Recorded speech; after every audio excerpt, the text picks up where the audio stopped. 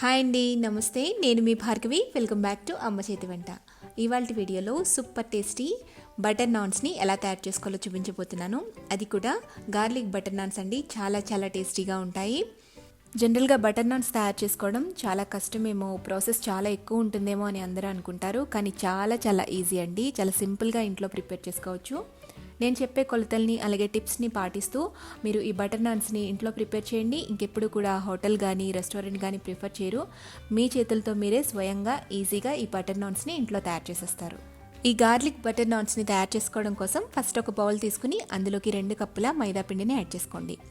ఇందులోనే రుచికి సరిపడా ఉప్పు, 1 టీ స్పూన్ దాకా షుగర్ని యాడ్ చేసుకోండి. నా దగ్గర పౌడర్ షుగర్ ఉంది కాబట్టి అది వేసేస్తున్నాను.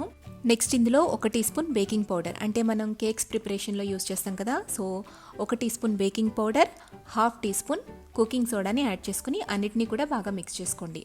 తర్వాత 1/2 కప్పు పెరుగుని కూడా వేసి బాగా కలుపుకుని అందులోకి తగినన్ని నీళ్లు కొంచెంగా వేసుకుంటూ చపాతీ పిండి కన్నా కూడా కొంచెం సాఫ్ట్గా కలుపుకోవాలి. ఇక్కడ నేను 3 to 4 మెంబర్స్కి సరిపడా బటర్ నాన్స్ని ప్రిపేర్ చేస్తున్నానండి. పిండిని ఈ విధంగా కలుపుకున్న తర్వాత ఇందులోకి 1 టేబుల్ స్పూన్ దాకా ఆయిల్ని యాడ్ చేసుకుని తిరిగి పిండిని ఒక 5 నిమిషాల పాటు ఇక్కడ చూపిస్తున్నట్టుగా బాగా కలుపుకోవాలి.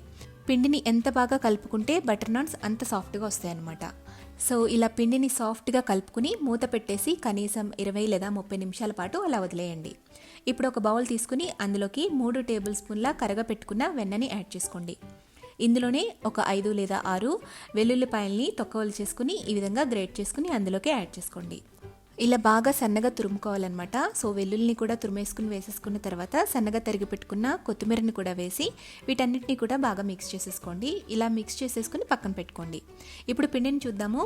పిండి కొంచెం ఉబ్బినట్టు కనిపిస్తుంది. సో ఈ పిండిని మరొక 2 నిమిషాల పాటు బాగా కలుపుకున్న తర్వాత కొంచెంగా పిండిని తీసుకుని రౌండ్ బాల్లా చుట్టుకోండి. మిగిలిన పిండిని మూత పెట్టి కానీ లేదా తడిగుడ్డని కానీ పరిచి పక్కన పెట్టుకోండి.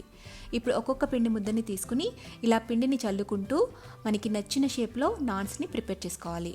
నాన్స్ అనేవి బాగా పలుచగాను ఉండకూడదు, అలాగని దలసరిగాను ఉండకూడదు. ఈ మందంలో మనం నాన్స్ని ప్రిపేర్ చేసుకోవాలి. నేను ఇలా ఓవెల్ షేప్లో తయారు చేశాను అనమాట. సో పైన ఒక సైడ్ కొంచెం వాటర్ని స్ప్రెడ్ చేసుకోవాలి. ఒక సైడ్ అంతా అంచుల వరకు కూడా వాటర్ని స్ప్రెడ్ చేసేసుకున్న తర్వాత ఒక తవాని పెట్టి స్టవ్ మీద బాగా హీట్ అవ్వనివ్వండి. బాగా హీట్ అయిన తవా మీద మనం ఎటు సైడ్ అయితే వాటర్ని అప్లై చేసామో అటు సైడ్ తవా పైన వేసుకోవాలి. నాన్ వేసిన తర్వాత మీడియం ఫ్లేమ్లో పెట్టి రోస్ట్ చేస్తూ ఉంటే మీకు ఇలా బబుల్స్ అనేవి ఫామ్ అవుతాయి అన్నమాట. బాగా కొంచెం పొంగిన తర్వాత అంటే 1 or 2 minutes తర్వాత ఒక సైడ్ బాగా రోస్ట్ అయిపోయి ఉంటుంది. ఇప్పుడు మరొక సైడ్ మనం స్టవ్ మీద డైరెక్ట్గా పెట్టుకుని కాల్చుకోవాలి. సో ఇలా మీడియం ఫ్లేమ్లోనే రెండో వైపు కూడా ఈవెన్గా అన్ని అంచులు కూడా బాగా రోస్ట్ చేసుకోండి. జనరల్గా నాన్కి వాటర్ని అప్లై చేయడం వల్ల అది తవాకి స్టిక్ అయి ఉంటుందండి. బట్ నేను నాన్ స్టిక్ ప్యాన్ యూస్ చేయడం వల్ల అది ఊడొస్తుందనమాట. మీ దగ్గర కనుక ఐరన్ తవా ఉంటాయి కదా, సో అట్లాంటివి అయితే బాగా స్టిక్ అయి ఉంటుంది. దాన్ని ఉల్టా పెట్టుకుని కూడా రోస్ట్ చేసుకోవచ్చు.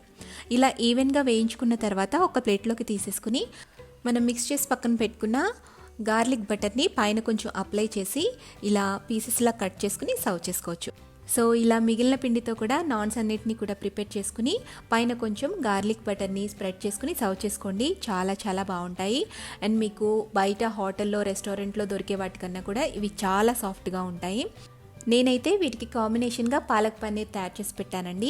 దీని లింక్ కావాలంటే కింద డిస్క్రిప్షన్ బాక్స్లో ఇస్తాను, ఒకసారి చెక్ చేయండి.